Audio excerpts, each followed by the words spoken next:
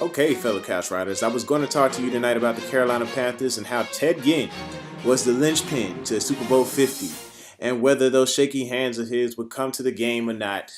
But I promised you this was the home of original sports perspective from our couch to yours. Welcome to the Couch Rider Report. I am your host, Jermaine Lockett.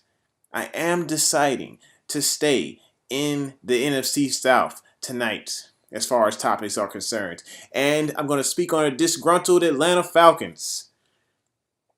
The clock is ticking for this team to win and win now.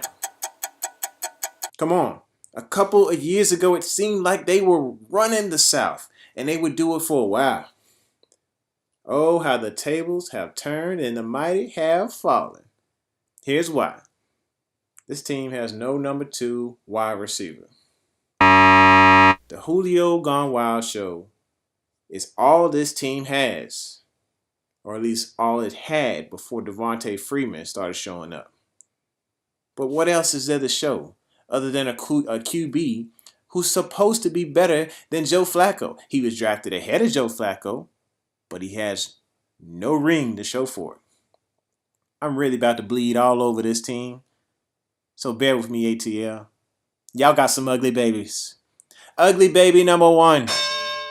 How you gonna throw for over 4,000 yards and only have 21 touchdowns through the air?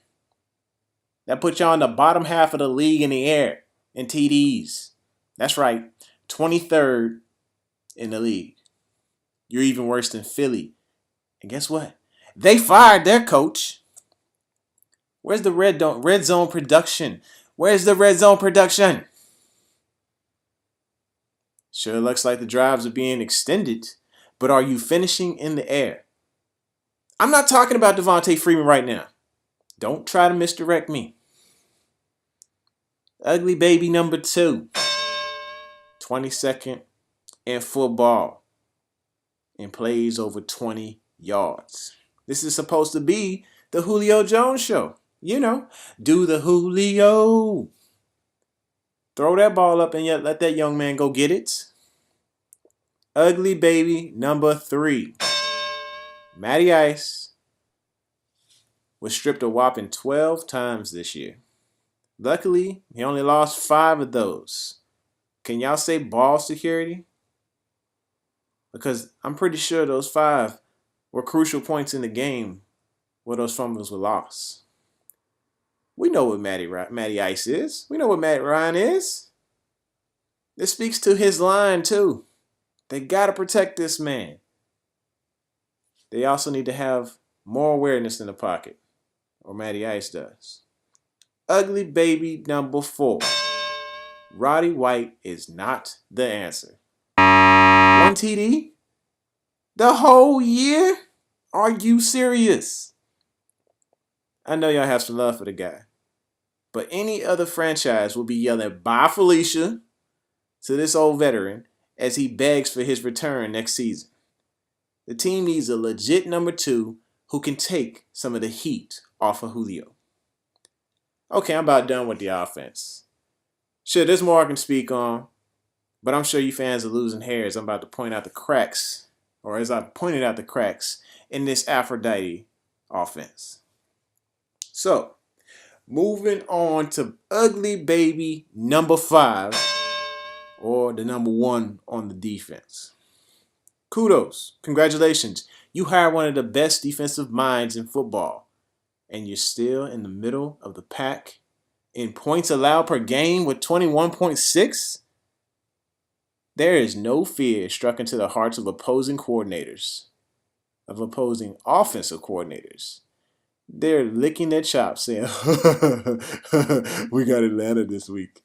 Opposing QBs can sit back all day and throw due to the dismal pass rush. 19 sacks on the year. 19 sacks on the year? That's the NFL's worst this season. Congratulations. You suck the mostest. Ugly baby number 6.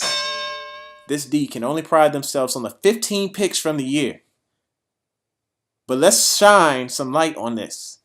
They only had 76 passes defense. while a whopping 370 were completed. Ooh, that's rough to hear, man. And I'm not even an Atlanta Falcons fan. No, sir. And the ugliest baby of them all. Y'all ready for this? These dirty birds gave up a league high of 20 rushing touchdowns this year. Newsflash, you need a fatter D-line. Plug some holes and allow your linebackers to make some plays. So let's recap. Let's get Julio some help. Protect Matty Ice. Matty, protect the ball.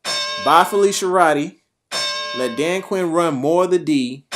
And less Richard Smith. Get a quality, fat defensive tackle / nose tackle for that hybrid 4-3 defensive scheme.